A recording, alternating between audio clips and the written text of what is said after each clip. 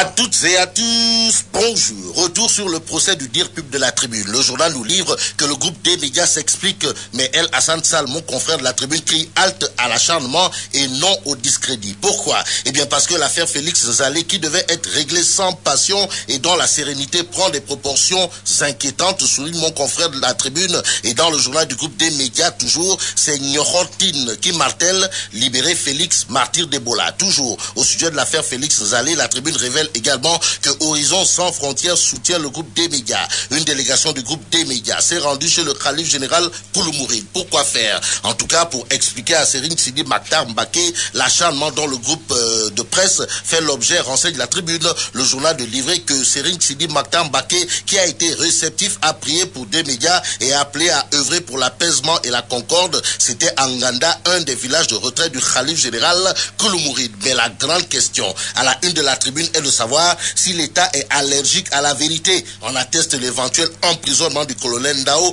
la radiation du commissaire Keïta, le coup de 45 envoyé au professeur Malik Ndiaye, là où ça fait plus que mal, et l'affaire Ebola avec la mise au gnouf d'un dire pub. Bon, pour revenir sur le colonel Ndao, le journal du groupe des médias révèle qu'il risque 60 jours de prison. Pour l'instant, une commission d'enquête est mise sur pied, écrit la Tribune. Libération de souligner que mis aux arrêts, le colonel Abdoulaziz Ndao récolte le taux du ministre. Il s'agit de quoi? Eh bien de 60 jours au secret. Et pour révélation de secret d'État, Walfadjri L'aurore renseigne que Ndeketeyo, le colonel Ndao, est au frais depuis hier. Aujourd'hui, Walfadjri L'aurore, sur l'affaire Karim Wade, nous apprend que le dossier s'invite au Congrès américain. Et là, c'est Pab Ndiaye, mon confrère de Walfadjri L'aurore, qui souligne, qui nous livre que la délégation des une délégation de juristes pour le respect des droits de l'homme au Sénégal a rencontré le Congrès américain sur le dossier Karim Wade. Au sujet de Bibo Bourgi, l'As quotidien nous informe que Henri Grégoire Diop et Ali Ndao seront à Le Dantec et à Ogui aujourd'hui. Pourquoi faire? Eh bien pour être fixé sur l'état de santé réel de Bibo Bourgi, précise l'As quotidien. Le journal informe que les avocats ruent dans les brancards, avertissent l'État et indexent la CREI. Maître Baboukar Sissé, avocat parmi les avocats de Bourgi, dans l'As quotidien est formel. La vie de son client est plus précieuse qu'un procès. Le procès de la CREI, d'après la Tribune, dans ses colonnes, se fera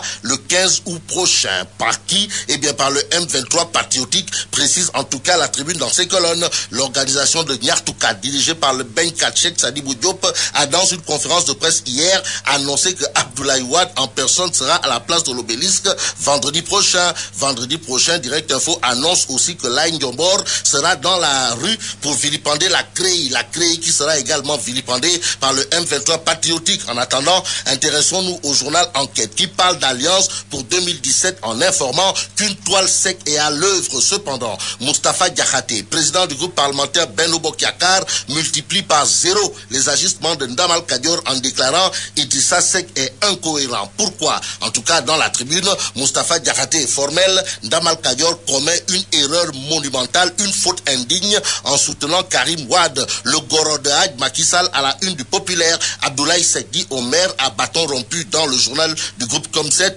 sur la supposée dynastie Faisal, la personnalité de la première dame, la gestion de l'APR. Bref, le beau-père du président parle. Voilà le titre qui barre la une du Populaire. Intéressons-nous à l'As quotidien qui, au sujet de la bataille de Podor, renseigne que les socialistes font bloc derrière Aïssata Tall Sall. En d'autres termes, il est bien de retenir que pour éviter qu'un Touré arrivé comme un cheveu dans la soupe ne devienne maire à la place du vrai maire de Podor, semble souligner l'As quotidien. Le quotidien Grand Place, à propos du marché des 615 véhicules de l'État, veut savoir ici et maintenant si Cheikh Amar ne crie pas victoire avant la décision de l'arbitre. En tout cas, dans la Tribune, c'est Hassan Ndiaye, directeur d'exploitation de CCBM et Espace Auto, qui semble crier au bip du siècle en déclarant TSE n'a absolument rien gagné. Regagnons le Populaire dans ses colonnes. Le journal du groupe Comset affiche les propos de Ndamal Kadior, alias Boy Idi, comprenez Idrissa Seck, à savoir « Je ne suis pas hésitant, ma femme ne choisit pas mes ministres ».